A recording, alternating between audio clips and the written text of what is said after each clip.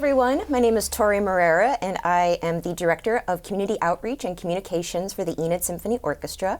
Today I have the privilege of interviewing Doug Newell, the Music and Executive Director of the Enid Symphony Orchestra. So welcome to today's show, Doug. It's nice to have you again. Well, thank you. Thank you very much. Definitely, definitely. So today we're going to talk about our upcoming April 22nd concert featuring pianist Dr. Sergio Monteiro with the Rachmaninoff Second Piano Concerto. We'll also be talking about future concerts for the symphony this season, sneak previews for next season, and much more. So Doug, why don't you go ahead and tell us about the upcoming April 22nd concert? So what can we expect to hear on this performance? April 22nd, if you've heard one piece of classical music with the piano and the symphony orchestra, it's probably an excerpt from the Rachmaninoff Second Piano Concerto, Second Symphony. Well, that's a marvelous one too. But anyhow, it is the most famous or most often performed of the Rachmaninoff piano concertos. I think we've played 1 and 3 here, which is rather unusual because 3's a bear. But not 4. And so this in a couple of weeks on the 22nd of April, we're presenting Sergio Monteiro performing the Rachmaninoff Second Piano Concerto.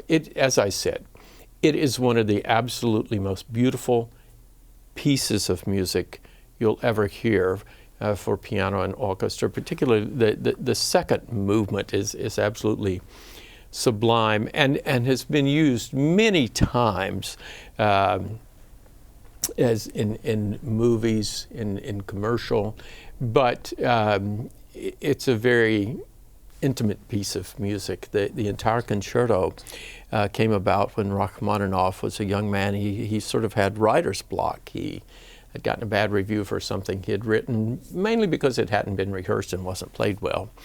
But he actually went to a psychotherapist who was a hypnotist and talked him into, supposedly, writing this incredible piece of music. And and in it, he explores his own insecurities with himself personally and the depth of his emotions. And, I've had people say to me that second movement, the slow movement of the piece, is absolutely stunning. And some will say, oh, that is the saddest thing I've ever heard. And others will say, that's the most beautiful thing I think I've ever heard. It's up to the listener to decide. But in the 3 movements of the concerto, Rachmaninoff goes from really questioning his own insecurities in his own mind to a resolution and a triumphant finish of the concerto. In fact, he writes risoluto over the last 30-some measures of the score, which means I am resolved. It has been worked through. I think of it really as introspective in the sense of dealing with his own mental health and coming to peace with himself, and then seeing that he can indeed be victorious over his circumstance. But there's more music on that concert. And one of the pieces is brand new. One of them is another well-known piece. We're going to open the program with a piece by Finnish composer Jean Sibelius entitled Finlandia.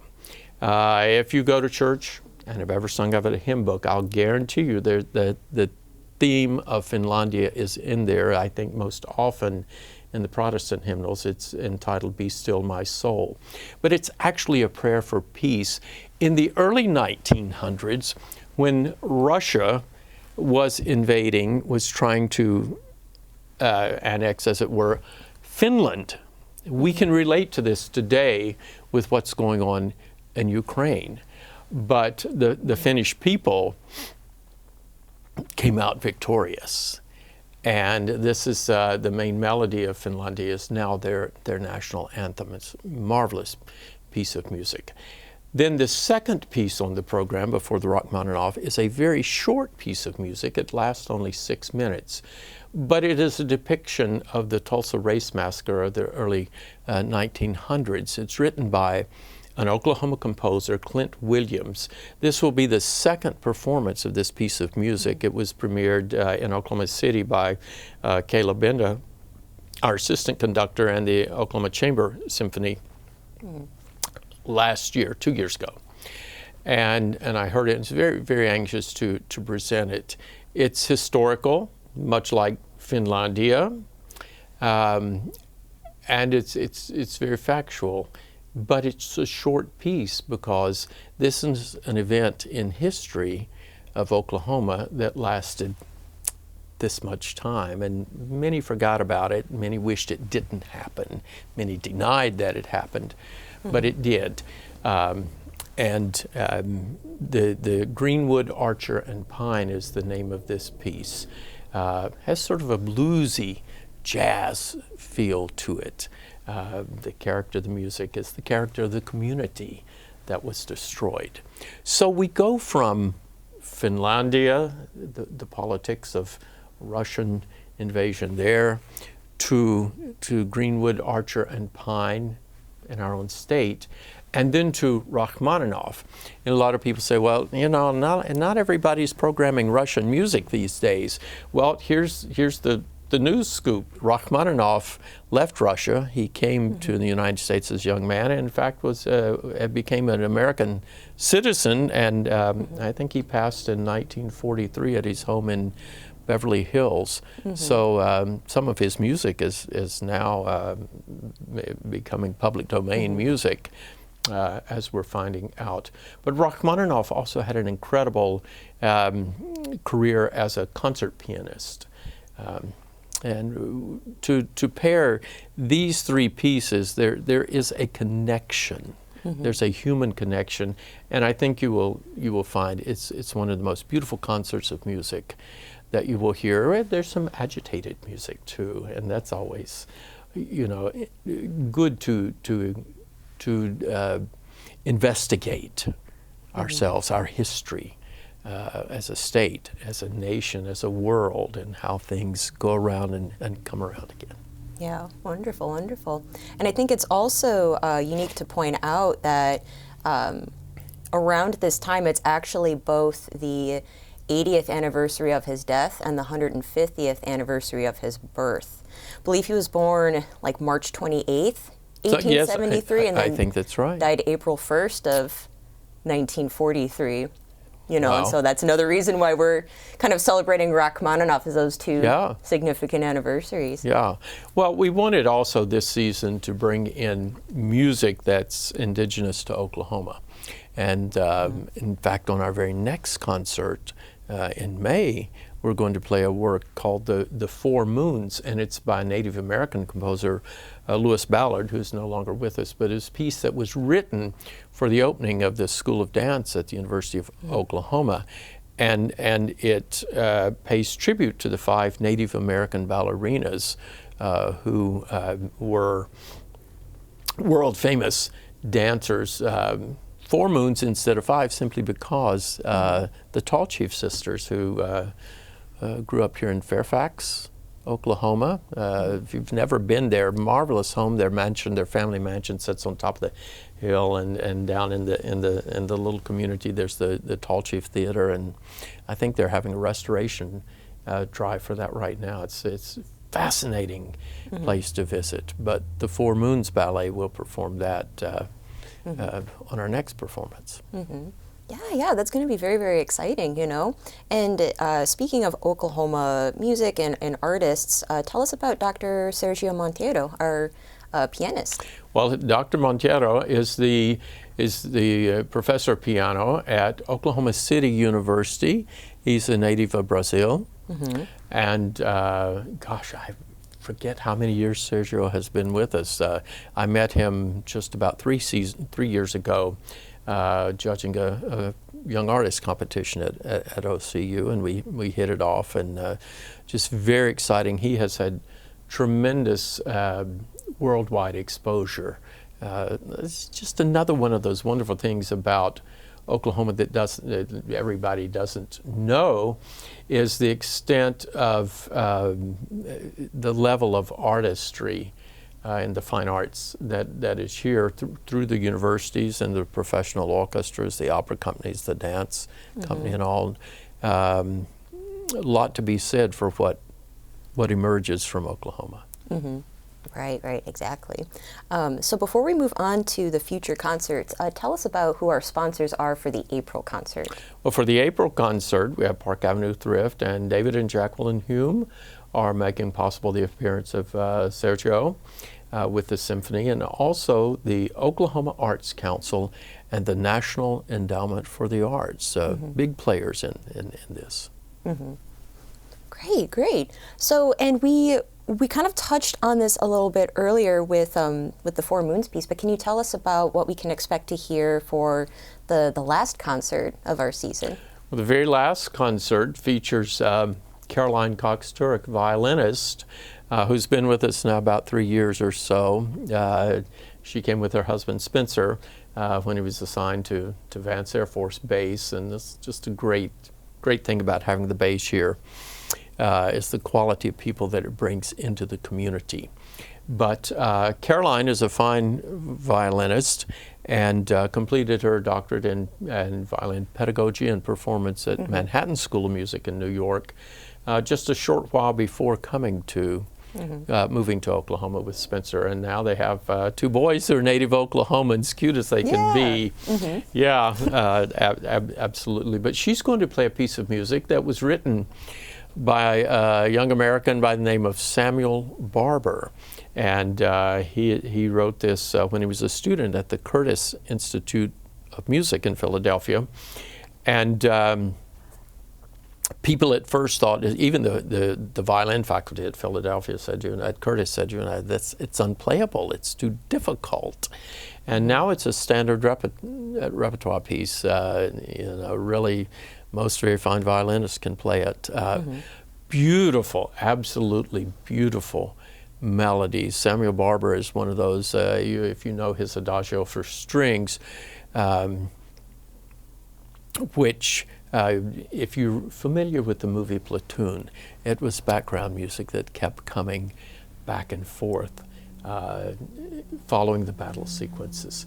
But the Barber Violin Concerto is quite a bit more upbeat, although it does have the beauty of some of those of the melody, and it will be the major work on the May concert.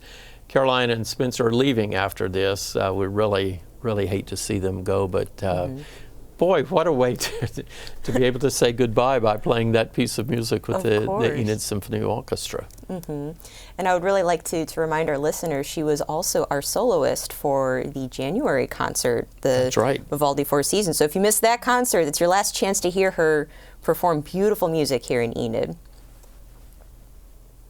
And that's May 13th. That'll be Saturday, May 13th at 7:30. That's right. April the 22nd, May the 13th. 3 weeks apart, easy to remember. Yes, exactly. So I know we're going to announce more on this at our April concert, but can you tell us what we can expect to hear for our concert series next year? You can't let me keep a secret, can you? Boy, Maybe if you could spill a little bit for us. Okay.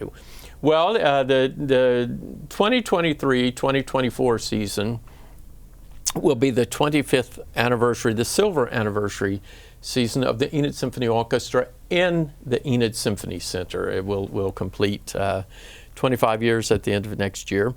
And so we're going to begin, once again, we're going to focus a bit on Oklahoma.